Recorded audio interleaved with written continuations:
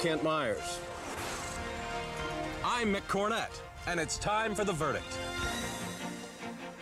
As a part of its traditional and continuing commitment to public and community service, Crowe and Dunleavy Law Firm presents The Verdict, an objective discussion of contemporary legal issues hosted by Kent Myers. And also brought to you by a friend of Oklahoma Lawyers for Children and Delta Dental Plan of Oklahoma. And welcome to The Verdict. I'm Mick Cornett. This is a show where we discuss topical issues that affect Oklahomans, and I am joined, as always, by one of Oklahoma's top legal experts, Kent Myers. And Kent, I'm glad we planned a second show on this topic today because there's still a lot we didn't get into. Well, there is, and this will give us an opportunity to have a little update on what the public reaction has been to the $1 increase in the smoker's user fee or tax, depending on how you like to think of it. Yeah, summarize this issue for us. What are we talking about here? Well, on this $1 issue, as we discussed in a show previously, we now have 23 cents a pack that the state levies against the sale of a package of cigarettes to the smoker, and it would be raised to $1.23 and put us among the highest in the nation. That has come out and has now been floated publicly, and there's an awful lot of controversy about it, and I'm glad we're going to get a chance to talk about that again. But even better, there are 3 more proposals coming out of the Department of Health and other agencies that are all directed toward smoking. And they could have a significant impact on the smoker, and it looks like that these proposals have the smoker in a potential stranglehold. Well, let's get started. The goal is to discourage people from smoking cigarettes. The concept is to add $1 to the price of each pack. And there are some other issues. We'll discuss the pros and cons with our guests when we return. You're watching The Verdict with Mick Cornett and Kent Myers.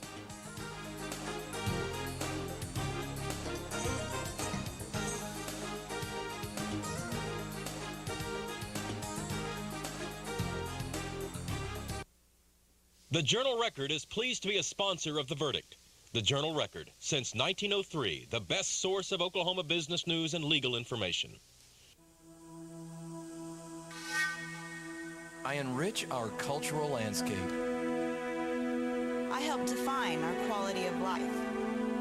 I am one of 4,000 artists in central Oklahoma who receive support from Allied Arts, this community's united arts organization. I am an allied artist.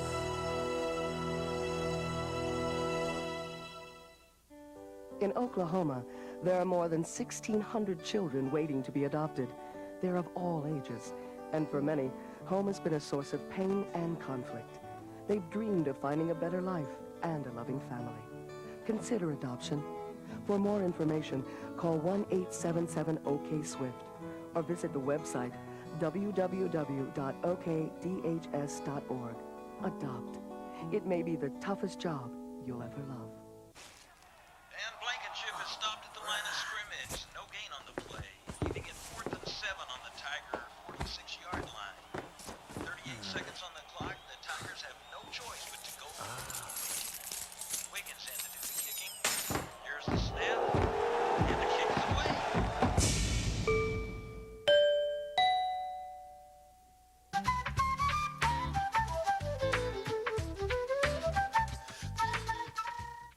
All children deserve a life of hope and love, but sometimes they experience a life of pain, neglect, and abuse. When that happens, each child deserves all of the quality assistance and representation that can be offered in our legal system. Oklahoma Lawyers for Children has over 350 of the best attorneys and volunteers in Oklahoma County who donate their time and services to represent children. For more information, call 405-23-CHILD. Oklahoma Lawyers for Children, helping to bring hope and love back to the lives of abused children.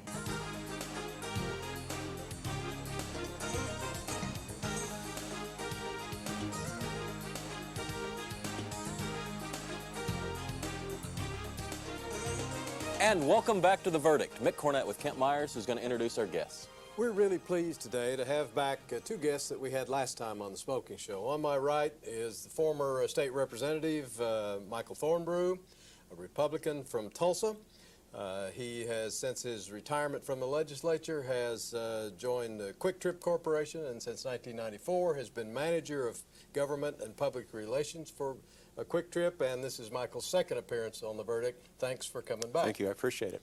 On my left is Dr. Leslie Beitsch, the Commissioner of the Department of Health. Dr. Beitsch comes to us and to Oklahoma after a stellar career in public health in Florida. And Dr. Beitsch, we know you've been here about 6-7 months now, and yes, we are very pleased to have you. You are a co-author or somewhat responsible for the 3 proposals we're talking about today, and we'll be looking for your views about that. This also is your second appearance on The Verdict, and we're glad that you would come back. Thank you for having me. Let's start out with kind of a reprise. In our previous show on smoking, we talked about the proposed $1 per pack user fee for cigarettes to raise our tax rate, at least the state portion of the tax rate, from from 23 cents to $1.23. It's had quite a bit of publicity since, frankly, it was on our show first. Since that time, there's been quite a bit. What have you learned? What have you heard about the public reaction, Dr. Beitsch, to this increase?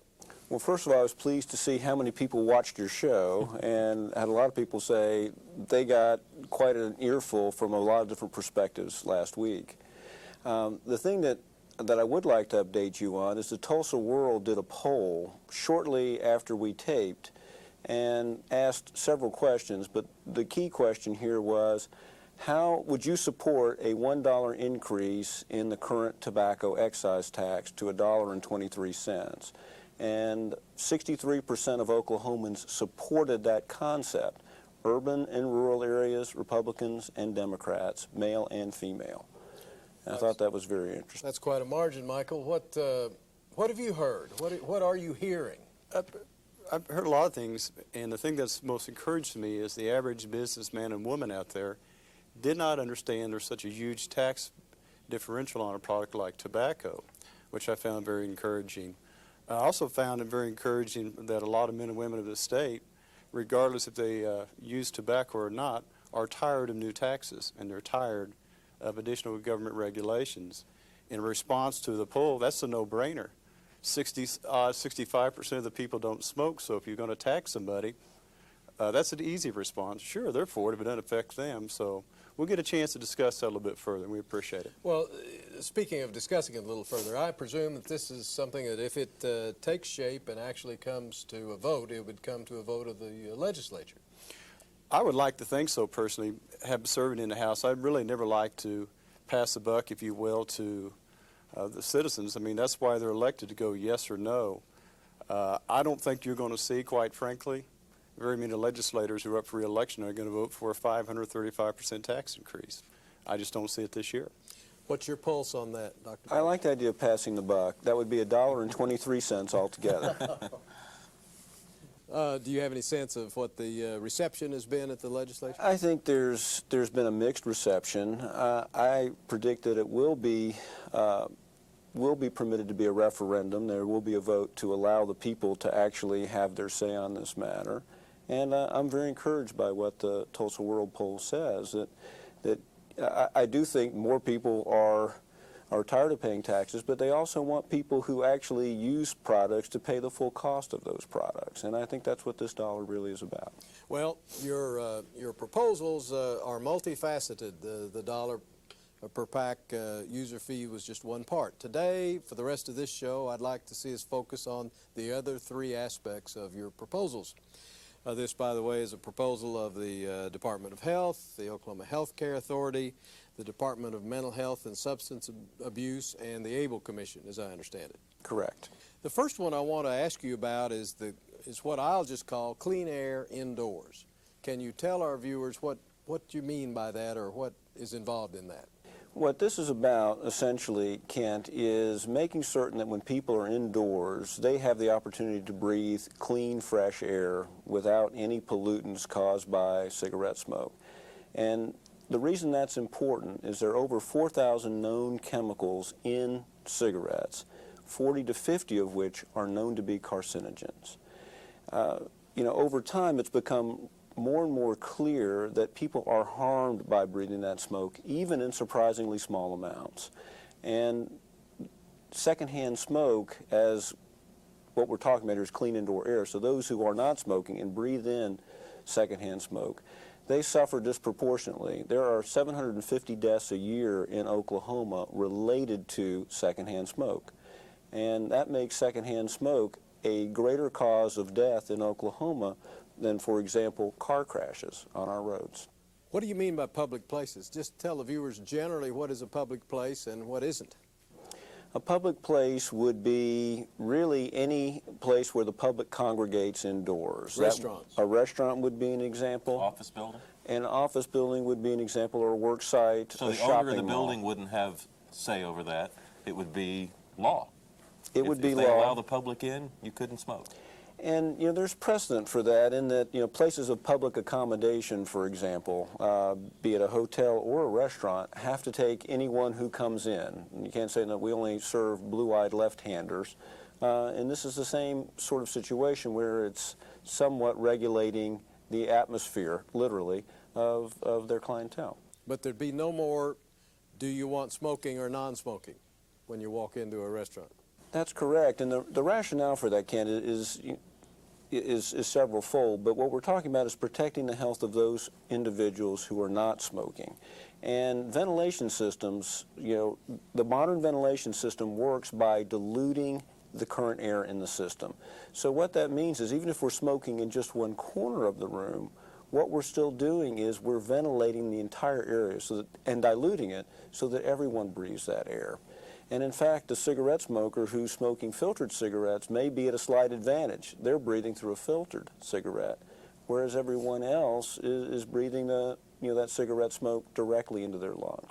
And it's children that I would be most concerned about, whose immune systems and pulmonary systems are less well developed than adults. Michael, what's your take on that? Well, obviously the industry disagrees, and it's a really simple problem to us. If you own a business and you choose to make it non-smoking, you have every right to do that. If you choose to have a restaurant, a bar, or whatever, that's your choice. If you're a consumer like myself, I know if they allow smoking or they don't, and it's my choice to go there or not. If I'm an employee, I understand that I'm not forced to work there. I don't have to work there. What we're seeing is business is really getting tired of all these mandates. And we believe in the educational process. And my community in Tulsa's got a great program where they have it on the internet, they have pamphlets, and they have TV all the time saying, where is a non-smoking place? My donut shop that I frequent every Saturday recently went no smoking. I think their business has probably picked up. So it's really up to the individual for them to make that choice, not government. Let me jump in here and get us to a break. We're discussing cigarette taxes and some proposals in that area, and we'll be right back. You're watching The Verdict.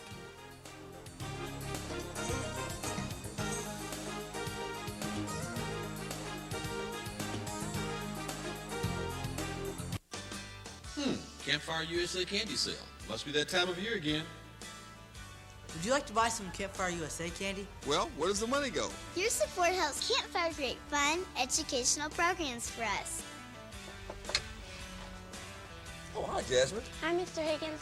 Would you like to buy some Campfire USA candy to help us on our way to camp? Sure, guys. You know this one. For nearly a century, Campfire USA. Today's kids, tomorrow's leaders. It's for the kids. St. Gregory's University has been changing the lives of people like me for 125 years. Affordable, private Catholic education, balanced with dedication to community and service, makes St. Gregory special. We're extremely proud of our students' outstanding academic achievements and our nationally ranked athletic teams. It's when you help a student build a future of balance, integrity, and service that you change a life forever. St. Gregory's, a community for life. Yesterday was plain awful. You can say that again. On Broadway is Oklahoma's premier youth musical theater company. Bringing our daughter here was one of the smartest things we've ever done. I've learned a lot. I've gained a lot of confidence. They helped me develop talents I never knew I had. And it's fun. On Broadway, Oklahoma's premier youth musical theater company. Now enrolling in Edmond. Call 330-CAST. That's 330-2278. Every day, in state governments throughout the country, crucial decisions are being made that affect the lives of children and their families. But as this process takes place, children are often left voiceless. When these children raise their hands to be heard, is anyone listening? There are people listening. They are child advocates. Join us and raise your hand for kids.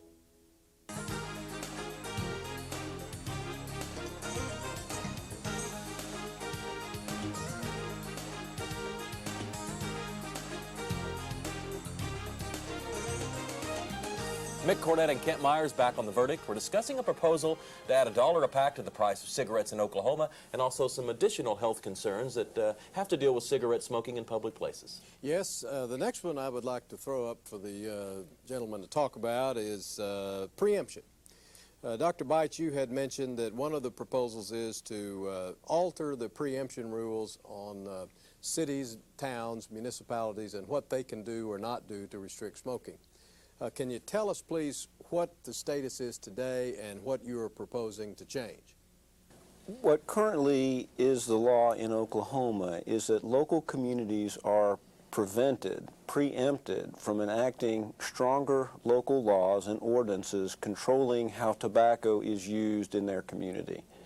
And when you look at it from a local governance perspective, we allow local communities to make most decisions concerning people in their communities, and in a variety of different things. Local governance is where the state generally puts the authority and power.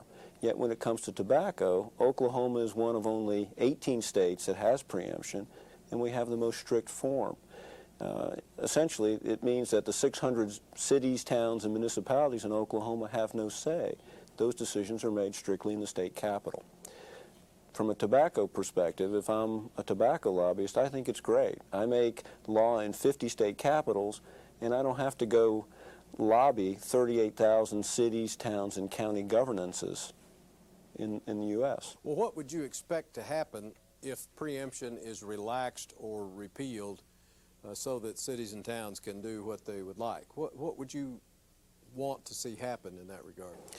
I would like to see towns and communities better protect their residents and citizens by enacting more strict ordinances, and I think many would. I think Tulsa is very likely to do so. I think a lot of other smaller communities around the state, and possibly some of the larger ones, would as well. I mean, for instance, a city could say, we're going to have all non-smoking restaurants, if correct. they chose to. That's correct. Okay. Well, Michael, you're from Tulsa. You've represented Tulsa in the legislature. What's your take on this preemption issue? I'll give you just a little bit of quick history. It's a misnomer to think that tobacco is the only thing that's preempted. That's not accurate. In Oklahoma, for instance, cities can't sue gun manufacturers. In fact, a bill just passed last year where they had preemption for cell phones. So it's not limited just to one subject, and it's been around a long time. Oklahoma passed it in 1994, passed it 99-1 in the House.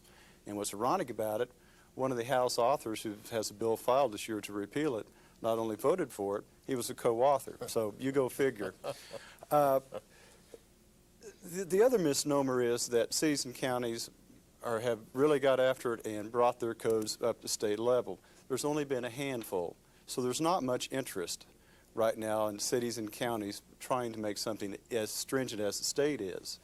The third thing, if you're a retailer and you operate in communities, different cities, the last thing you want to deal with is more red tape, more bureaucracy, and trying to tell your employees the laws are going to vary right across the street. If it's consistent and it's across the board, you're going to find that a lot of retailers will do a much better job of compliance. And the first thing that happens is when they see their county does something like this, well, we need more money because we have to hire more people. More inspectors. More inspectors. So, I mean, it's an endless cycle. I think that the legislatures back in '94 showed great wisdom in doing the preemption, and I believe this coming legislative session they'll do the same. They understand the issues. It's not that easy, and it's just not related to tobacco. There's a myriad of things. Well, let me ask Dr. Beitsch this. If it seems to me that it's worth thinking about, if you get your non-smoking or clean air in public places portion of your proposal, do you really need preemption also? No, and yet this is a multi-pronged approach. We have no sense at this point what things are going to pass and what are not. This is an issue that's been fought in the legislature for many years, probably since 1994. And there are many issues that the business community has to grapple with that are different in different jurisdictions. And I certainly understand the business perspective, but when Walmart wants to move into a neighborhood, there's codes and regulations each place they want to move.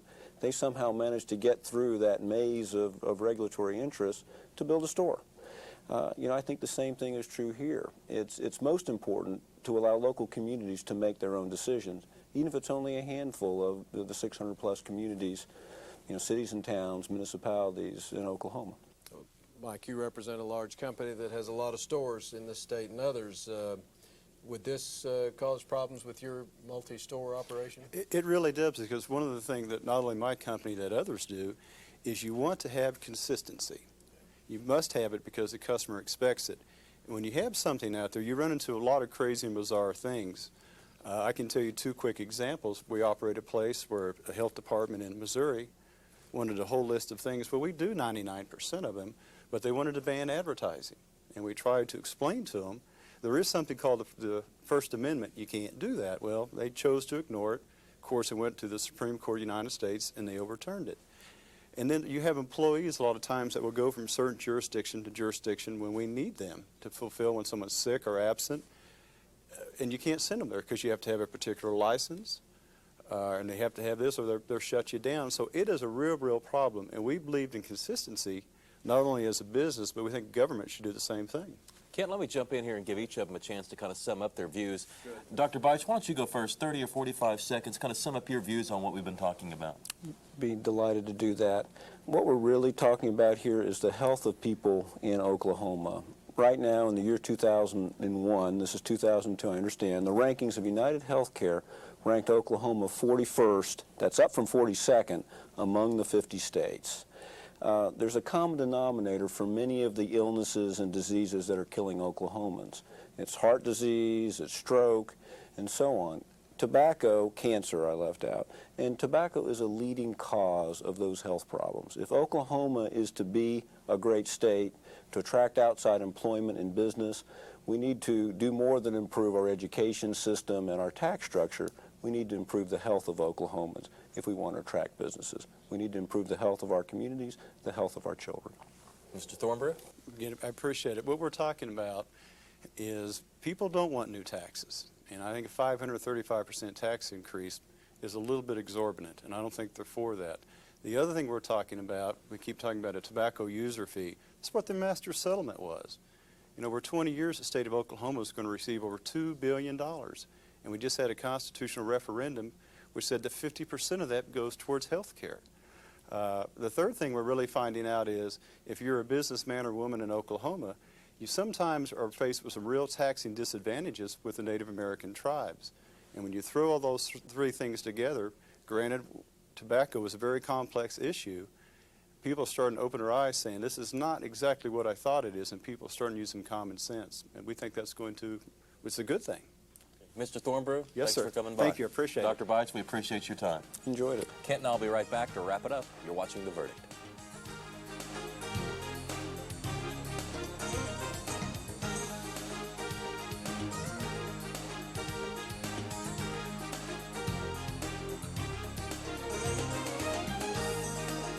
Hello, my name is Ted Smith. I'm president of the board of directors of the Oklahoma Disability Law Center. ODLC provides free legal services in civil matters to people with physical and mental disabilities. I'm Mike Sykes, Vice President of ODLC. For more information, call 1-800-880-7755. The Oklahoma Disability Law Center provides high-quality legal services to people with physical and mental disabilities.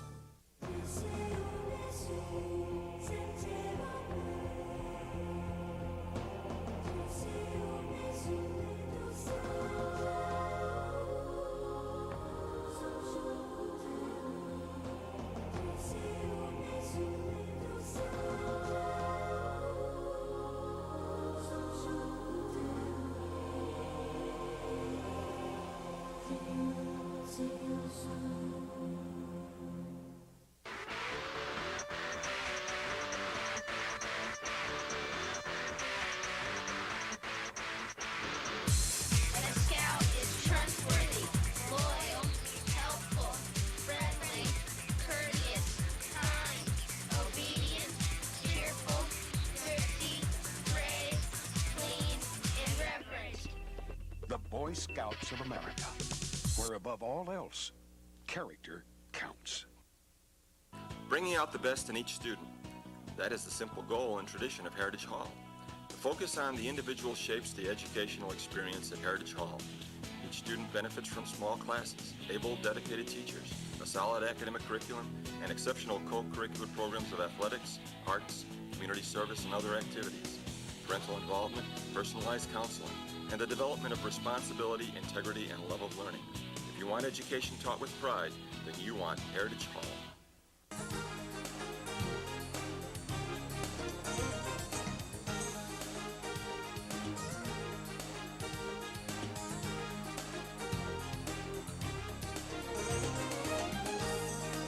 We are wrapping up another edition of The Verdict, and Kent, you have some final thoughts. Yes, we have seen now in a couple of shows the real stranglehold that several state agencies are wanting the legislature to put on smokers.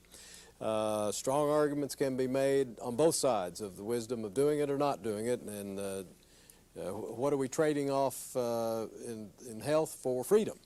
I don't know what the right answer is, but we want our verdict listeners to tell us what they think. In that regard, I'd like to call up a graphic. After our last session on smoking with these two guests, we got this email from Barbara Warner, Executive Director of the Oklahoma Indian Affairs Commission.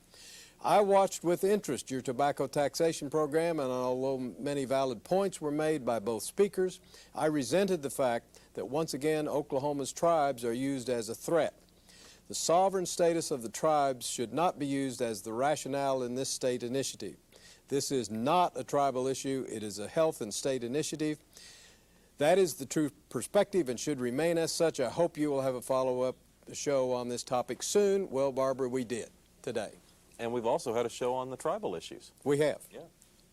And I think the issues in relation to the smoking thing will come to a head pretty quickly in the legislature, and we'll see what's going to happen. Well, we'd love to hear from you also. You can contact us on the internet at www.theverdict.tv. Not .com, but .tv. Get on the website, suggest a future show topic, or tell us what you think about this show or another.